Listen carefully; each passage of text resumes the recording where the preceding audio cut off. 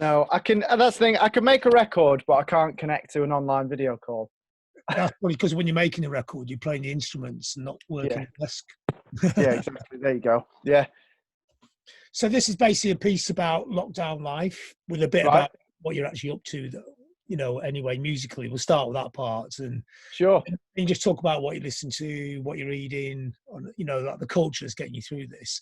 So I guess what I'll start with is your career had good impetus. You just been on the road at Hans Zimmer, which must have been an amazing experience. Solo album came out, everything was just happening. Then along came the virus. So if you just lead us up to that point where the world just turned upside down and how well it was all. Yes. Well, it was funny because I'd just come off the road, we were building up towards a new run of shows. So I feel quite lucky that we didn't have loads already planned and booked in. We've got a new album. I've come off a big long tour. Like now it's time for my own solo stuff.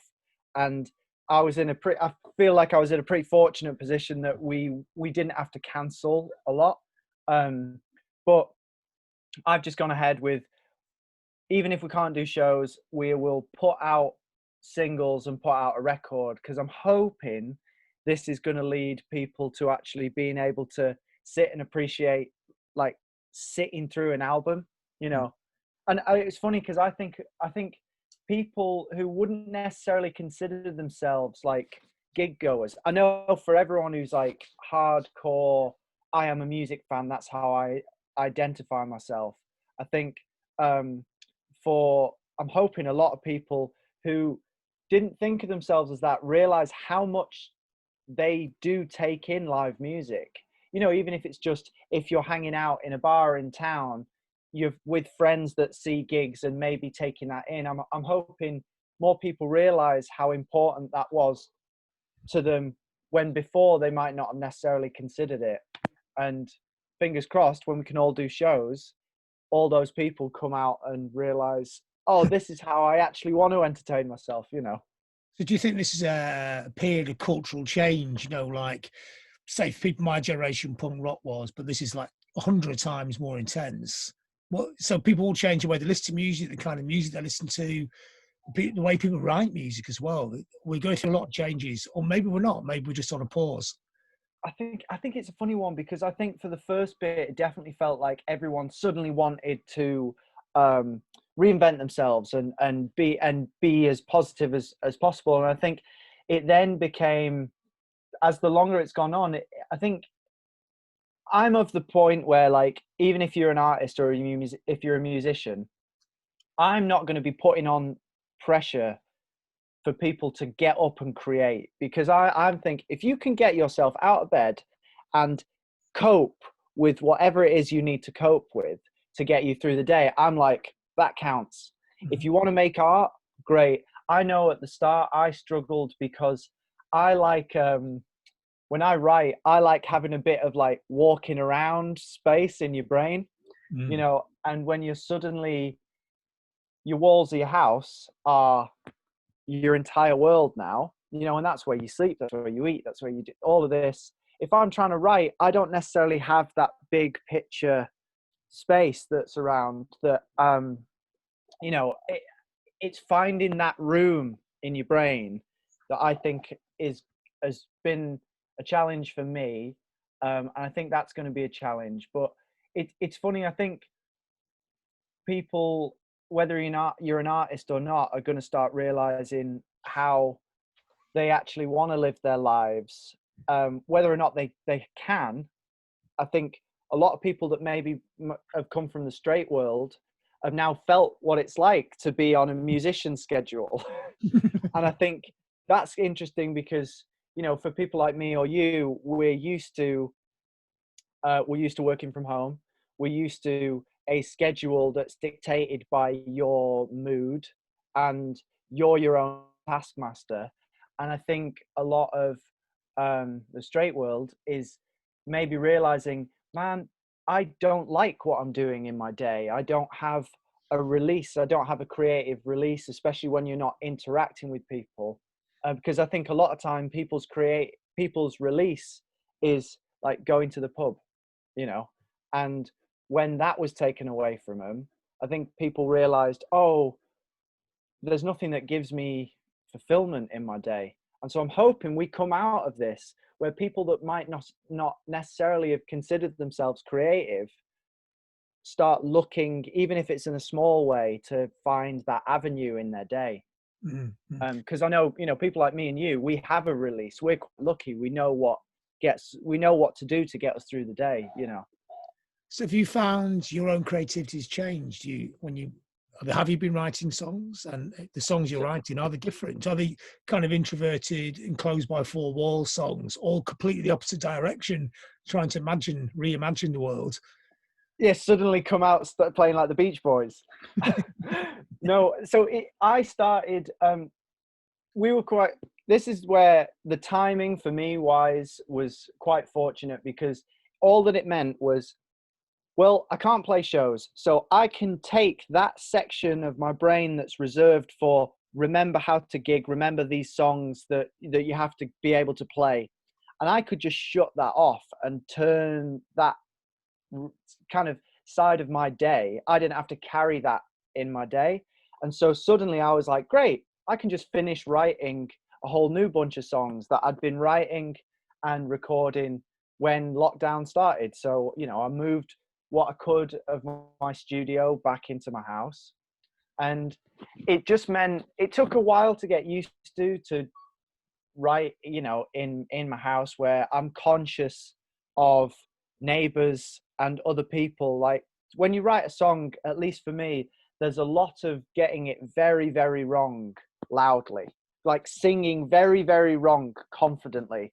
till it finds its sort of way. And I think being conscious of I need to be inwards it took me a while to get round that, but I definitely I took it as an opportunity to go, well, I'll play acoustic guitar for the first time in years, and I'll write on acoustic, which is something I haven't done for a long, long time, but something I really, really like. So I think this batch of songs that I've written that maybe will be on a next record would have started as my usual approach, and then halfway through this has happened, and I think I'll only know how different it is when other people start hearing it, because to me it's all, well, this is an extension of what I do. So I've got a feeling that I would have maybe come to this realization that these are the kind of songs I want to write eventually, but this may have put me in that headspace sooner. So, because I always feel like if you're writing in a certain way, that was always in you. It was always within your ability to do it. You just might not have necessarily tried or used that as your focus at that point. So I think maybe I've just gotten to where I was eventually going to get quicker, you know. And with listening to music, do you find what you listen to has changed? Again, is it more introverted music, you know, of the times, or is it music that could take you to different places, to the Beach Boys or whatever? You know, I think I don't know. I don't know whether you know. I don't know whether you also share this with me, but I feel like my music, really, what gets you through hasn't changed. New music comes in and you take it, but what you want to listen to, I don't think ever really changes. It's still the same stuff that was exciting me when I was a teenager in my bedroom is the same stuff that I get excited about now, you know, and there's just maybe new bands that I like doing it, you know. So the last bands that I saw play before we all had to come inside was that New York band, The Wants. That's a great record.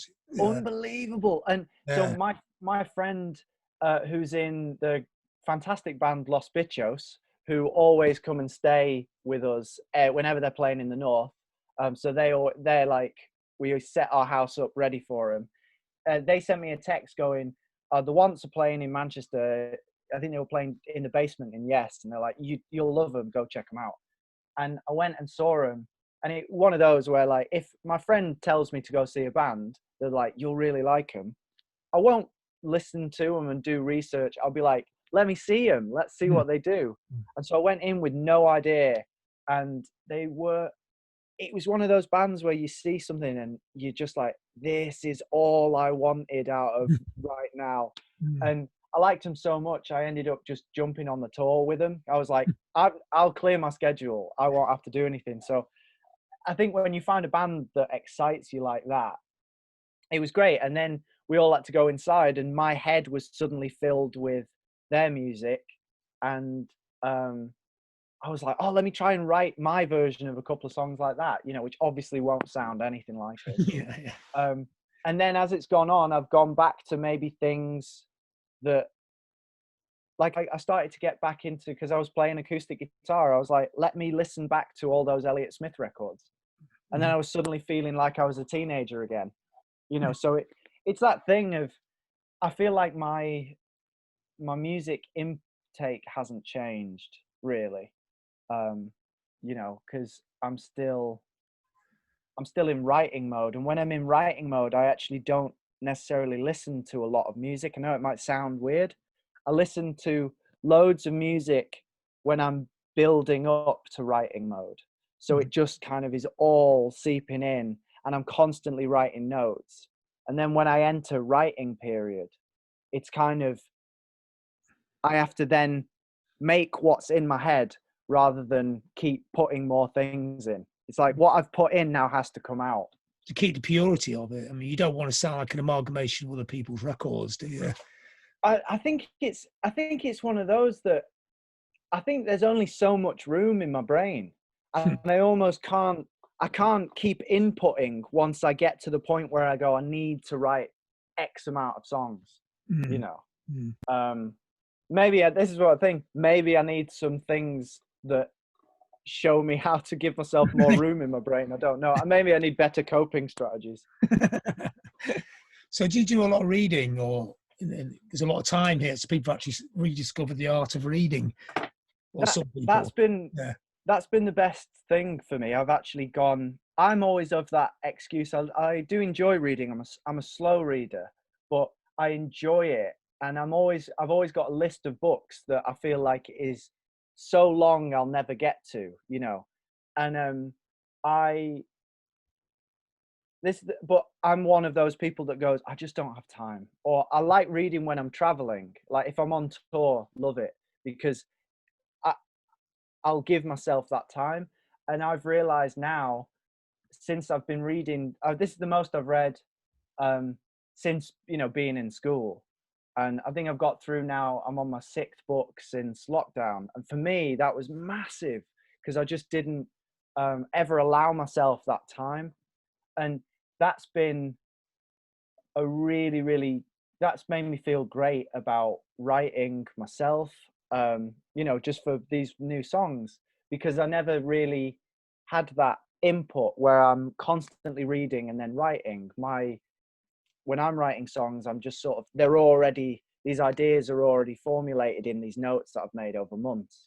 But it's definitely a habit that I now want to continue when we're out of this. I realize the only way you're going to read is if you make time to read. What have you been reading? So it's funny, I like a lot of, I read a book about moss. Fantastic. Blew my mind. Moths. Moss. M-O-S. M-O-S-S. Yeah. And then that led me to finish a book that I've been reading about omega-3, and then, you know, really dry, boring, like deeply boring. You sound really interesting. Oh, it's amazing. And then I know a bit about moss. Yeah. And so I really like the outdoors, and especially living somewhere like Manchester, where the outdoors aren't part of your day. Whereabouts are you in Manchester? I'm in the northern quarter, literally looking out onto the car parks off Tariff Street. Okay. So a couple of times, like on the canal, and every time I see you, I'm like, I need to start like working out again. I really need to. Oh, like going for my northern quarter run. Yeah. Yeah, it's amazing. So that's the other bit. I've been I like running with audiobooks in. And rather than listen to music running, so I finished 7 years in Tibet yesterday on my last like my last run. And some people think I'm mad. They're like, how can you listen to like reading when running? And I think it's because I run quite slowly. But having suddenly now that's what I'm taking in. I'm like, it's amazing. So I've got a book that's been on my list for a long time called Braiding Sweetgrass.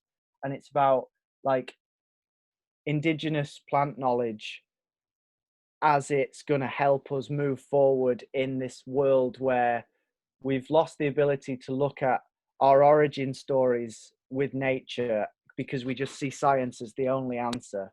And it's written by this, she's a beautiful writer. She's a, mother biologist, a like critically acclaimed, or I'm not sure critically acclaimed is the right word, but she's a well-respected biologist.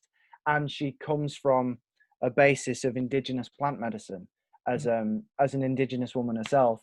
And so reading stuff like that for me gets my outdoor fix going. And to me, when my outdoors time is so limited, I think having a better ability to interpret and translate what I'm seeing in the outdoors, even if it's just along the canal in Manchester, where you're dodging geese and you're really looking at a lot of litter. Whereas before I'd be in a mental state where I'd see that and just be like, there's no inspiration for me there. This just feels like I'm pushing against other people who don't necessarily respect the outdoors. I now see it as, well, the tiniest thing. Reading a book about moss, all of a sudden I'm now looking at, even though this little patch is all that's there, I'm like, wow, this little patch is doing something amazing. And so I found myself better able to cope with an urban environment that's, very, very concrete, that's like Manchester, a little better. So that's been going into my brains. And so my next running book is city. Yeah, nature is everywhere. Even in somewhere like Manchester, where it seems like the city is doing all they can to make sure nature is not included in the future plans. That would, in years past, that would previously, really get me down, and that's why I moved. And then when I moved back, I was like, oh, I can look at something, and I'm now more optimistic than I was. I think that's been really helpful. I actually think it's a very green city. Well, I think it used to be. And that's where you go around Ancoats. It felt like all of a sudden you were in the countryside, but still in Manchester. I just see it as where you look at, you'll know from touring, where you have cities that are based around rivers. And I know Manchester's got an industrial heritage, which I think is unbelievable. It's so rare to have examples of what we've got.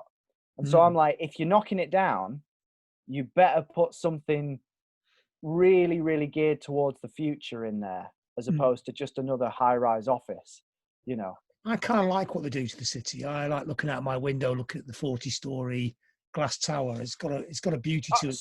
Some of them are great. That's where I go, like, when you get it right, you get it right. Okay, yes, it's not the whole thing. It's just it's I'm not counter progress, and like you'll see it on when you're out running. I think coronavirus has definitely made people realize the need for an outdoor space, and like, not only would planting trees increase property values if you're talking about purely economic language, which I think a lot of the time is unfortunately the only language that these kind of city planners speak. It'll increase property values. It'll make the people happier. It'll make, people safer. Like all these things, I want Manchester to be a modern city with a proud industrial heritage. And part of that modern city is bringing back a little bit more nature that we've taken out, There's a few new parks, the one by Piccadilly Station, that's too off, but there's a few things coming in there. That I'm really excited to see. I know my friend, she's an ecologist, and living with her for a while was great, and also deeply frustrating, because you come back and go, they've changed the definition of a green space, so it can include shops and mostly concrete, but it's classified as a green space. And I was like, that got my education one, but I'm hoping that park goes through, and it's because you see it, people are desperate for somewhere to be, you Yeah, know. it has changed cities. A lot more people exercise outside because they have to. Yeah, There's a lot more bikes, people running. I used to be the only person running. Now I don't go on the canal. It's too busy. it's too busy. That's the thing, you've been doing this for ages, and that's why I've looked out my window and gone, I hope people continue this riding bikes in Manchester. I it, do it as well. Yeah, because this is people, where we've got to take over. because in Europe or America, it was a normal thing for people to be healthy, Yeah, but not in this I country. know. Do Yeah, you think it's because, like, do you think it's necessary that we didn't have the hippie movement? Do you think? we did, but it was just different. I think the industrial Right. heritage is one thing. I think the cities were difficult to do that kind of thing in, and also I think English people are quite introverted, and also Yeah. so going outside running was quite an extrovert activity for in their heads, and I think it became not a very cool thing to do either. So Right. especially in Manchester. I mean, for years people always heckle you for out running. I've seen your running outfit, John. I'm like, it's always arms out. I'm like, that's a bold outfit choice. I love it. No, Yeah, yeah, you have to live in your own world, don't you? Yeah, I that's what I mean. I'll go out running, and I wish I could do. It's something that, again, this has felt like. I'm glad more people are realizing they need to give themselves that time for themselves, and I hope when people go back into work, especially if you have a 9 to 5, that they continue to look after themselves in that way. Because I think it's great for people. If you don't feel like you have a creative outlet, running has got to be something amazing, you your know. body's made to move, so you should move. Yeah. Yeah, And I think I just wish that we had a better handle on, if the only thing if I could change two things about Manchester, it'd be more trees in a city centre, and if we had a health food underground. Because I'm like, I know we have the 8th day that's been going forever, but mm. I want just a modern, I want a modern vegan situation, and there isn't vegan junk food, because I know it's been amazing seeing Manchester suddenly have, everywhere's got to have a vegan option if you want to survive. And Mm. that's where I'm like, we're so close to being a really modern city. Well, all I want is just one health food situation, you know. It's better. It's It's 100% better. but it should be number one city in Britain because Glasgow and London are better, Yeah, and Bristol's better. You think no, yeah. not right. Normally Manchester's one or two at everything, isn't it? I know, you're dead right. It's like whenever we go to Glasgow on tour, we're always like, we're coming to like a vegan health food mecca. I'm like, this is ridiculous. How do we allow them to get ahead of us? I know. I'll say this, so I'll say it here so no one can take my idea, but if I didn't have to do, if I didn't feel like I had to do music, I would open a health food cafe in Manchester purely so I could call it the Health's Angels. That's a great name. But now you have to do. I've had it all. I know, I've had it all planned out. I've had the logo, and I've been sitting on it for years. So maybe as I start winding down, I'll find my true calling in life, which is actually what I want to do. Just do it with a cooperative with people. Somebody's got the money, somebody's got the willpower to run it. You have the idea. That's how they work those things, isn't it? Yeah, The that's what, space for it, do well. Yeah, people would love it, yeah. I mean, that's And probably what, after this. I think that process, the vegan thing, is going to accelerate as well. you'd hope so. Yeah, it was already accelerating, but I think this will make a difference. The Yeah. half the world's going to go Trump crazy, and the other half's going to try and get more vegan, eco in it. Yeah. Yeah. I mean, the day I see Manchester embracing hemp clothing that'll be an interesting one, It's going to be there, it's these things they're I coming know. in without even noticing half the time, isn't it? No, Yeah. 100%, Yeah. And I saw, I know it's slightly off topic, I even saw on Football Focus, not something I'm tuned in on, they did a whole segment on veganism in sport. And I actually think a city like Manchester, if regular people who might necessarily have thought of veganism as this kind of kooky, too expensive, hippie privilege, suddenly seeing on Football Focus people they respect week in and week out talking about how not only are they doing it themselves, that they see the world going that way. I couldn't believe that. I was like, this is amazing, especially for a city like Manchester. I think it's going to take athletes to get us there. Well, some of the world's there's bodybuilders who were vegan in the 1960s because they knew the best diet for sport. I know. But Manchester had the first vegetarian society in the modern world, didn't it? Yeah, and Altrincham. And well, it's actually there was a vicar in Salford who was the first person in 1820, and that's where the vegetarian society was inspired by him. I went to try and find a grave the other day. It's by Blueprint Studio. Oh, amazing! Because I always thought I knew that the Alti Vegetarian Society stemmed from that vegetarian movement, but I didn't realize it wasn't all part of. No, they were inspired by his ideas. He wrote hymns about being vegetarian. Yeah, and people thought he was miserable, didn't he? And this is so great. It's so Manchester, revolutionary minds. It's a revolution. It's amazing. City. Yeah. We have the abolition movement and, we've been at the forefront of vegetarianism. It's endless, from that to music, to culture, to Peterloo, to all those things. It's always been revolutionary, hasn't it? Yeah, I know. Which is why I want us to be a modern city. I want us to get there. Not a museum. It's never been a museum. Yeah, and that's where I've got endless amounts of optimism and time for the people of Manchester and Manchester as a city, because we've always shown we have the ability to do it. And that's the thing. I think sometimes we just need maybe a harder nudge, because there might be some stuff that we're dragging our feet on, but I definitely think we can get there. We can always get there with stuff, Oh, we will. We will be number one or number two at some point. Maybe the property prices are too high, but I think 8 Days Amazing is still one of the best shops of that nature in the whole world that I've ever been to. Totally. There's like the little vegan restaurant now, isn't there, by Home and in and there's so many places you can go. I want to bring. It's because I've been spoiled, because I've got to. Not only do I get to travel to America a lot, which you have unbelievable cutting edge vegan food, and that I lived in Portland, Oregon for so long, which to me was like, not only is it easier because it's where all your food grows, but they have a closer relationship with the outdoors, and so are more inclined to go down that health food vegan route. And when I come to Manchester, I just want us to be like, we're just a few years behind vegan cooking, like menu wise, in the street. I love that people are doing the junk food thing, because I think it's a way we get a lot of people that wouldn't have eaten vegan food on the path.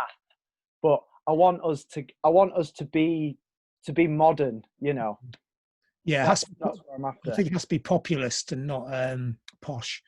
Yeah. When you talk about the football thing, that was interesting, because I'm just writing a book at the moment about the guy who owns, Forest Green Rovers, the football club. Yeah, exactly. Well, he owns that club, Dale Vince. And I just didn't do a book about him. He's a traveller for years, living in a bus, and he does green energy, and he's made fucking £200 million out of green energy, and he's put into veganism, and he's bought the football club, and all the food's vegan there, and he's winning, because people at first go, "Ooh, what's this stuff?" And then they're going, "Wait a minute, these burgers are nicer." So he doesn't make meat Ponzi food. He's a green populist, which is what was needed. Yeah, that's he was being interviewed, and that was the thing I'm seeing for England, for British culture. That's where it's got to come from. It's got to be people who realize it's actually not more expensive. Not only are you going to save, you got to save money, and it doesn't have to be, you don't suddenly have to start wearing hemp underwear and wearing sandals everywhere. You can still do your same things, and it's people like that we need in Manchester, Yeah, he's been building an electric cars. He builds electric cars in UK. They're all his. All the electric power points to charge them, they're all his. So he's pushing it forward all the time. It's interesting. Yeah, do you think Manchester could get to somewhere like that with electric cars? yeah, I think it can. Yeah.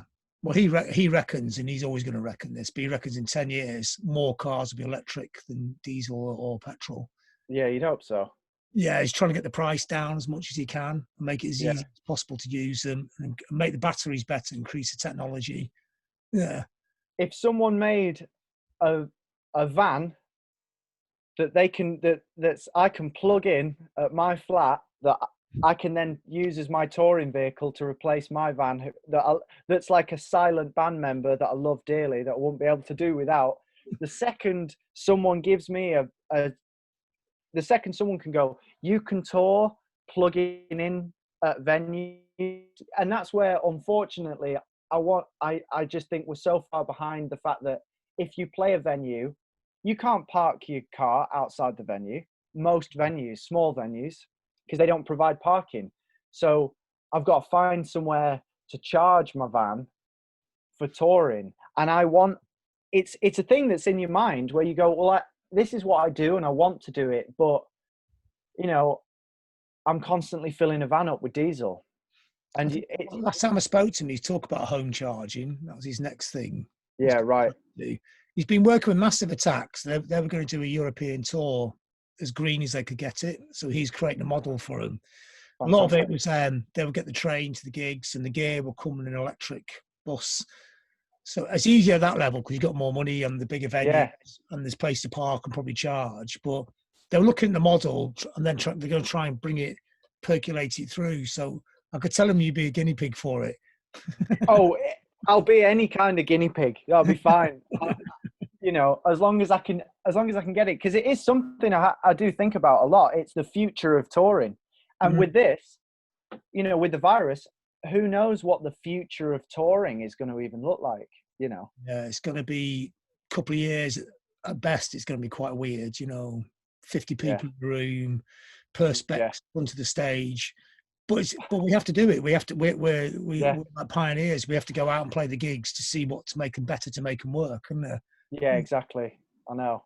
yeah, there's a lot of people That's talking about it, how to bring it all back in the that's why community. it's been. I feel quite lucky that it's been interesting that I've suddenly discovered this genuine pleasure from playing songs that I would have that were written to be played as the band, that I've gone back to playing acoustic, because I'm thinking, well, not only does this make me feel good, but it's allowed me to actually then continue to perform and work, because I can go, well, if it's just me, the audience, the overhead is smaller, the audience can be smaller, and then I think that's a way of, I know personally, that I'm looking into being able to go out on tour, As much as I love acoustic guitars, I'm just hoping the future of rock music is not acoustic guitars. Oh God, I know. Can you imagine? Yeah, Everything suddenly gets really earnest. That would be a drag. Be yeah, a drag, you yeah. know. Still need a bit of the chaos and the dynamic. But that's the thing. If we have a few years where we've not been allowed to be, loud, can you imagine when Mm. you're allowed to turn up and play really loud? That's why it's going to be fantastic. Oh You yeah, know. those moments. And those are the magic moments music creates as well, aren't they? Yeah. Those moments, communal moments, very I very know. unvirus moments. I know. Yeah. It's a shame, isn't it? Because what we do is so based on personal connection. It's Mm, very, very difficult. I think it's different if you're it's different if you're a painter. It's different if you're a writer. You know, we get it from playing to a group of people, and making a record is fantastic. It's a completely different discipline though. mm. And without, there needs to be both. You can't just, I really hope it doesn't just become the artists that you like just decide they can only make records, because that's great to have new work. Mm. For me, I love records, but I won't tell you, I won't know if you're any good until I see you. Yeah, yeah, it's you true. know Yeah. Oh, nice one now. That's brilliant. no, pleasure, Yeah, John. I yeah. appreciate I'll give you it. a So I'll give you a wave when I'm going past Tara. Are you actually on Tara Street or? yeah, so I'm in Jackson's warehouse, so Oh, I I know it. can I can show, this is literally my view. Oh, yeah. I know that. So Yeah. I'm there. So my run is, I'm waiting, as nerdy as it is, I'm waiting on I've been wanting to ask you about this actually, because so I'm waiting on a knee operation that's obviously had to go on hold. Nothing major, just like wear and tear. It's my MCL, and so I run slow, but I've been building up to longer distances. So my standard run is a 10K now, and I do it in about like 55 minutes. It's You know, pretty because good. I'm Yeah. just sort of ticking along. Any faster, I can run faster, but the risk of knocking it is Mm. is too much. So I'm trying to build up to my like standard 10 miles. But I can't, I struggle to work out anything else because I broke my wrist as well. And so even doing like press ups, I've really struggled with. And I just feel like I, I'm not in any way working out properly. I'm just running, you know. You know, I get a strap for your wrist.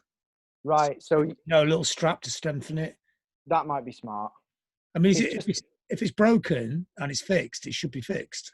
yeah, it was fixed. It's basically like putting your weight on like that Yeah, is, I've been really struggling with. you're really cool. It's just like I could do maybe one press up and it's like you don't want to, you know. Maybe look at getting. You can mail order at the moment. You can get like little special straps. You know, you see people wearing them. You know, for Yeah. elbows, shoulders, or wrists. Maybe try that. Might not work, or it might work. And also, Yeah, right. dredge around and Google and get facts. Yeah, Just Google in broke wrist. Still want to do press ups. There'll be loads of yeah. people saying, "I did that, and after I did this, and this, I worked around it." There's always a workaround for every. It's That's a game that's actually. what Press ups is the best exercise when you can't get into a gym. this is what's been really frustrating me, because I do like I really like working out, but I've not done it because the knee hobbled me from, and my favorite activity, you know, my favorite bit of cardio, where I was like, well, I can't. And so it feels great that I'm like getting back to that. Yeah, got that. That's a base. Yeah. Yeah. And Yeah. so I'm now feeling pretty good. That's where I'm like, I just wish just want to do body weight exercises, and it's driving me mad. Be able to do them, but it's just finding out how to do it. There may be the placement. You don't put your wrists like that or Yeah, that. right. I mean, that way. There's all different ways you can put it where it might not put the pressure on the broken Yeah, bone. I need to look into it, And because also, to break a bone, they do it. They hurt afterwards anyway, on I and off. know, So I maybe not know. do any harm. Maybe just hurts anyway. Yeah, that's the Yeah, thing. it's best to look it up. Yeah. Yeah, I know, because it's just it's driving me mad. And I saw you the other day, like I was on a run, and I saw you on the canal actually like a couple of weeks ago or something. And in my head, all that was in my head was like, come on, Niall, you need to get your shit back together. You're like, you know, I'm 28, and how old are you, John, now? 59. Yeah. Fucking hell, mate. You're looking pretty good for 15. This was my thing. I was I'm, like, I'm older than your dad. I did see. I thought you were younger than. I always thought you were younger than my dad as well. No, So he's this was way the younger than me. Yeah. yeah. So this was the other one. I was like looking at, and I saw you on the canal, and I was like, John's got it so right. I was like, the man's got his head. You know, his priorities are right. I was like, what are you doing, Niall? You need to fucking act like it. You have to work with what you got, though. You know, if Yeah, your wrist doesn't work, you have to find another way around it and stuff. that's the thing. I need to mentally do it, and I'm going next week. I've been prepping because like everyone, when you've just been stuck inside, um, like I'm pretty good with cooking because it's genuinely like the only other thing I can do, and I really, really love doing it. And so you know, I don't eat a lot of crap, but being inside, and I've been avoiding going to the shops regularly, you know, so I've been trying to plan everything, but I've been feeling like my digestion isn't, especially for summer. I've not made that dietary change into like constant fresh fruits and stuff like that I normally do. So I'm doing it.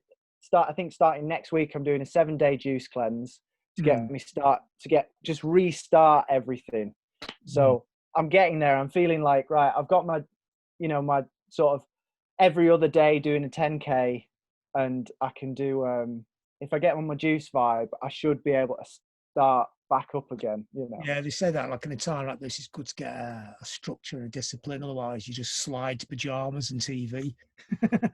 That's the thing. I'm at least. I've never been a. If you're getting out of bed, you got to be in an outfit. I'm at least on that, you know. But I know what you mean. I know what you mean. Yeah. But yeah, no, nice one, man. I appreciate it. So let me know when this has gone out, and I'll push it all through. Yeah, You know. definitely. Yeah, nice one. Thanks for your time, Niall. And Oh no, pleasure. And next time I run past you, say hello. yeah, it was the thing. You were like mid, and I just started because that's at my first slight hill, and I was very much in the. This was early in my run. I was like, I can't stop. Yeah, I can't stop. Amazing. Thanks, mate. Right. All right. See you soon. Catch you in a bit, man. Cheers, dude.